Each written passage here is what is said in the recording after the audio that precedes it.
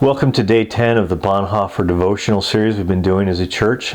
Glad you've been joining us. I've been just really gratified as I've talked to people within the church on the phone or via text message or email, just to hear the number of people that have been joining us for this series. And we hope you're finding it helpful and profitable.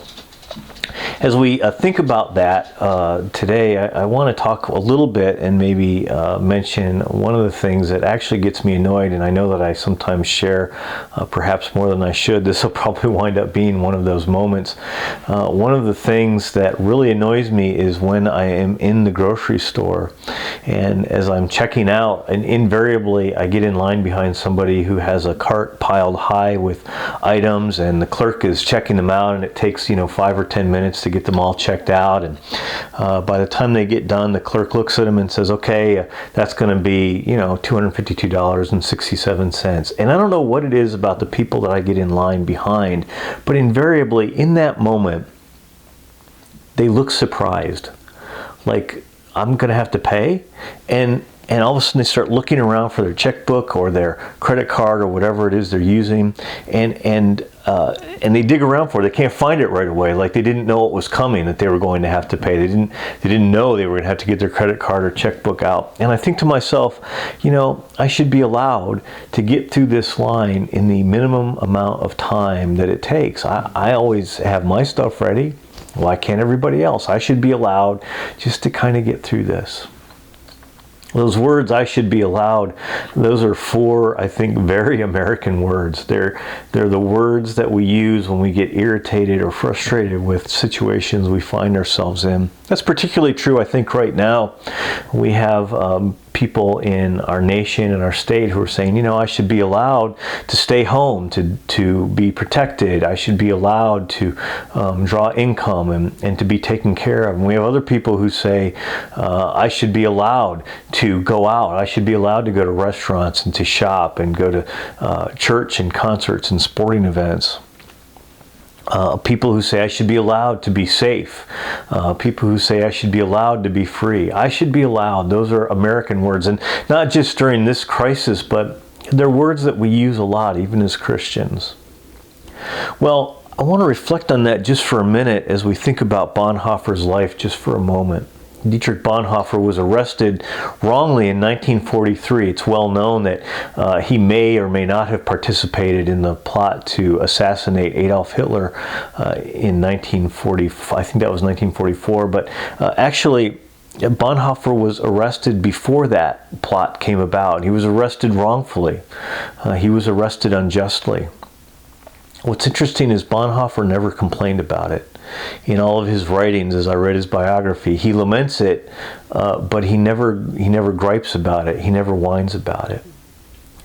That's because I think Bonhoeffer took seriously the words that he wrote in his book, The Cost of Discipleship, words that were based on the words of Jesus himself, who said, "Blessed are the meek, for they will inherit the earth." And Bonhoeffer said this about that passage. He said, "No rights they might claim protect this community of strangers in the world." No rights they might claim protect this community of strangers in the world. What does Bonhoeffer mean by that?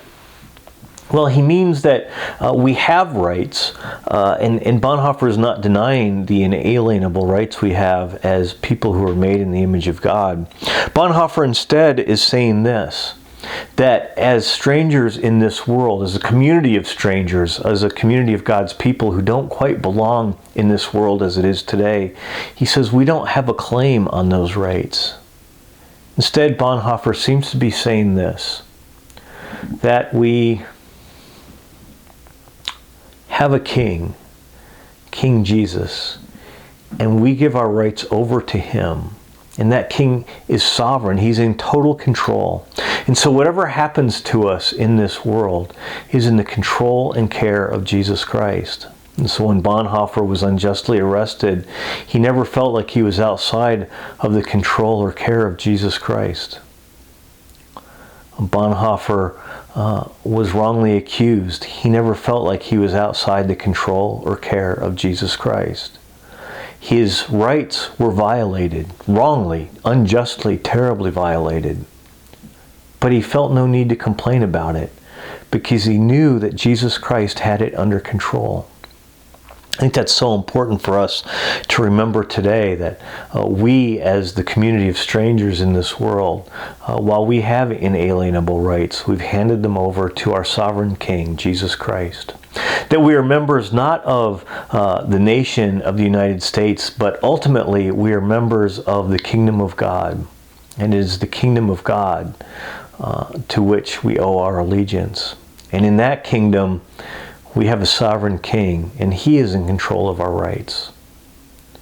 So as we think that through and think about the implications, we have to think for just a moment about what that means. What that means is when we get irritated or angry or frustrated with the things that are happening to us or the people around us or whatever they are, that we need to ask ourselves, what rights are being violated? Invariably, when we go through those things, when we are angry or irritated or annoyed, if we get to the bottom of it, if we look deeply, we will find that we are convinced that we have rights, and our rights are being violated. And often they really are being violated. Nonetheless, says Jesus, blessed are the meek, for they inherit the earth.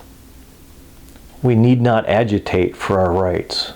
We need not be angry when they're lost.